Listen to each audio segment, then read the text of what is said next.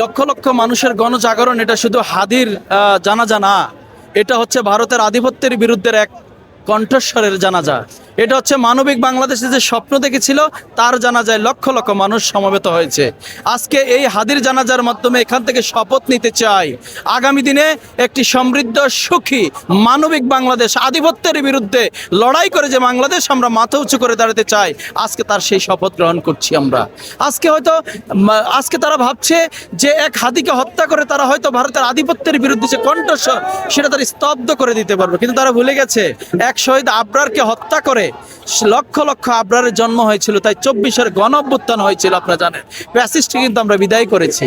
তাই আজকের দিনে এক হাদিকে হত্যা করে কোটি কোটি হাদি প্রত্যেকটি ঘরে ঘরে জন্ম নিয়েছে আজকে, যাদের আদর্শই হবে আগামী দিনে একটা ইনসাফ ভিত্তিক রাষ্ট্র প্রতিষ্ঠা এবং সকল আধিপত্যের বিরুদ্ধে যুদ্ধ সংগ্রাম চালিয়ে যাব আমরা, যতদিন পর্যন্ত আমাদের অভিষ্ট লক্ষ্যে আমরা পৌঁছতে না পারবো। আজকে দেখেন বাংলাদেশের নিরাপত্তা ব্যবস্থার আইন শৃঙ্খলা রক্ষাকারী ডিজিএফআই, এনএসআইএসবি এত দুর্বল না। একজন শুটার গুলি করে এখান থেকে সীমান্ত পাড়ি দিয়ে চলে যাবে, এটা বিশ্বাস করতে পারি না। নিশ্চয়ই কোনো ষড়যন্ত্র আছে, গভীর ষড়যন্ত্র, আন্তরাষ্ট্রীয় কোনো গভীর ষড়যন্ত্র আছে, যে ষড়যন্ত্রের মাধ্যমে 24-এর গণ অভ্যুত্থানের যোদ্ধাদেরকে আমরা হয়তো হারাতে হচ্ছে। আর কোনো যোদ্ধাদেরকে যেন আমাদের হারাতে না হয়, আর কোনো বুলেটে যেন কোনো জীবন নিতে না হয়, যে বুলেটের মাধ্যমে হাদির জীবন গিয়েছে, আর কোনো বুলেটে যেন কারো জীবন না যায়, সেই রাজনীতিটা, সেই স্বপ্নটা আমরা দেখতে চাই।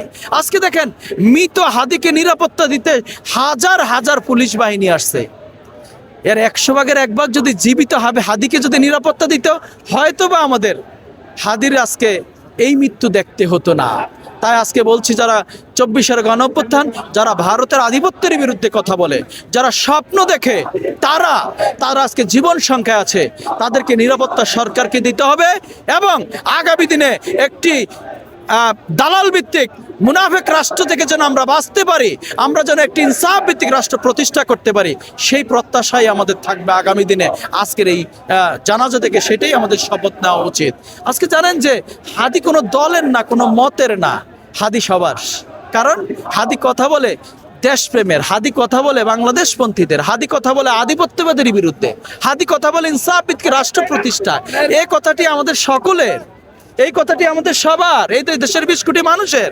এই আধিপত্যের বিরুদ্ধে কথা বলতে গিয়ে অনেককে জীবন দিতে হয়েছে, আর কোনো জীবন আমরা হারাতে দেখতে চাই না।